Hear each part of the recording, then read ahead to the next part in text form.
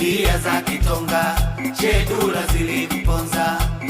Amu mwachipita mo, amu mwachipita, amu mwachipita mo, amu mwachipita. Nitakuwa nazungumza naye mzee wangu hapa kuhusiana na jambo kubwa ambalo linaendelea Tanzania sasa hivi kupitia kijana wetu wa nyumbani, mtoto wa nyumbani anaitwa Miso Misondo.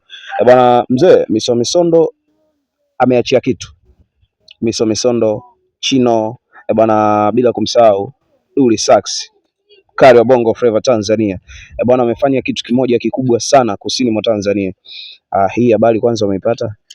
Nimepata vizuri na nimepokea vizuri. Ule wimbo wa Sheagala. Ndio. Ule ameimba vizuri na maneno ambayo yamegusa mazuri. Sawa sawa. Kwa hiyo nampongeza alichokifanya.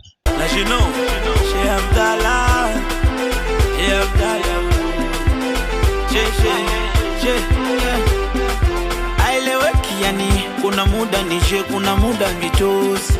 Ni mtu wa dini lakini mda wa zola yuko gesi na totosi. Oya Shabdala anaonekana ubunifu umefanyika mkubwa sana. Kuna vitu vya, kuna ladha ya asili tumepata pale Bongo Flava, vitu kama hivyo, singelifani, kila kitu tumekipata mule ndani. Mapokezi yako wewe kwa Shabdala umeyapokeaje?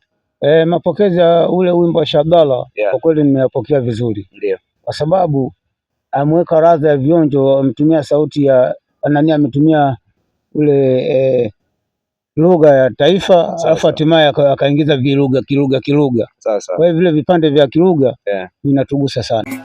Amu mwachipita mo, amu mwachipita, amu mwachipita mo, amu mwachipita. Basi shikamo, shikamo, shikamo, shikamo, lunjelu, lunjelu.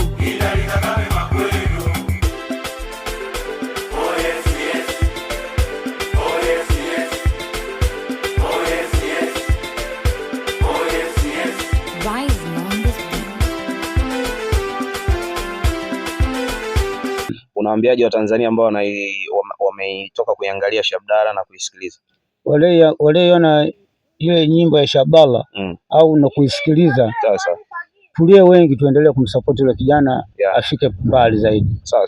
Kwa naomba Watanzania tuendelee kumsupport kijana wetu Shabdala, si ndio? Kwa hiyo nyimbo ya Shabdala ambaye ni Miso Misondo. Kipande gani ambacho katika ile ngoma ya Shabdala wewe kwako imekugusa na imekufurahisha sana? Pale paliponigusa aliposema hapa kwenye alipotumia kilugha kile.